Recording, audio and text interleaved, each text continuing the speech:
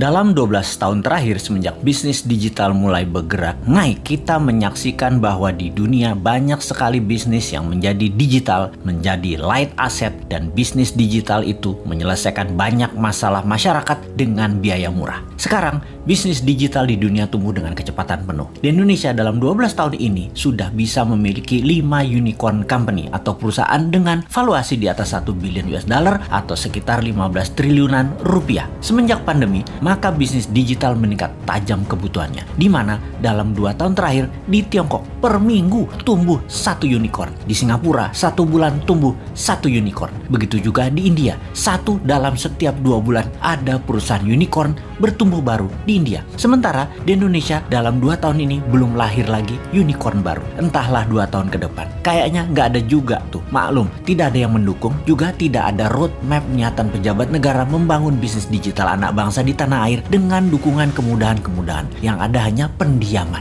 Ini faktanya. Kalau dilihat dari sisi bisnis, bagaimana kita melihat hal ini? Apakah orang Indonesia itu tidak kreatif yang bisa membuat masalah besar diselesaikan dengan teknologi digital? Atau regulasi pemerintah yang memang terlalu fokus di politik dan terlalu memikirkan pencitraan sehingga lupa mengangkat sendi bernegara lainnya seperti ekonomi, budaya, sosial, pertahanan, dan keamanan? Terlalu politik, sangat politik, serta politik adalah segalanya yang harus didulukan. Sungguh, unicorn ini berciri satu hal, semakin besar problem yang di-solve, semakin besar masalah yang terselesaikan. Maka semakin cepat perusahaan digital itu bertumbuh serta dibutuhkan karena memang menyelesaikan masalah-masalah besar tadi.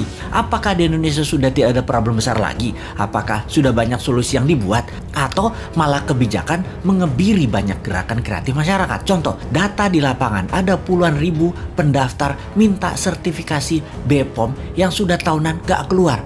Bagaimana UKM mau maju kalau demikian?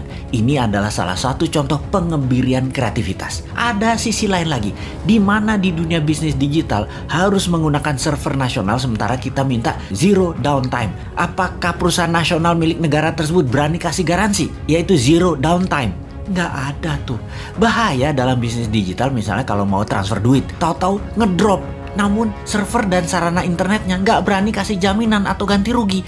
Berat lah. Nah, itulah susahnya berbisnis dengan negara yang berbisnis, yaitu BUMN. Sementara server dan fasilitas dari luar negeri sudah lebih murah plus garansi zero downtime. Kalau lama mereka bayar penalti, tetapi nggak boleh dipakai. Kalau bisnis digital buat browsing-browsing sih aman. Yang paling ditakuti adalah pada saat upload data. Ini nggak boleh ada downtime. Jadi, wahai generasi new mind, harusnya kita mengatakan lupakan mimpi jadi Mark Zuckerberg, lupakan mimpi jadi Jack Ma-nya di Indonesia, karena perusahaan Anda sulit jadi unicorn dalam waktu yang cepat. Apakah kalau mau kaya cepat di negeri politik ini emangnya harus breaking law, merusak aturan bisnis yang ada gitu ya? Kita jadi nggak bisa alim-alim amat kalau kayak gitu, harus super kreatif mengalahkan kekakuan old mind regulator yang cari selamat di dalam menjabat, bukan malah untuk mempermudah masyarakat berusaha. Duh, lamanya 2024.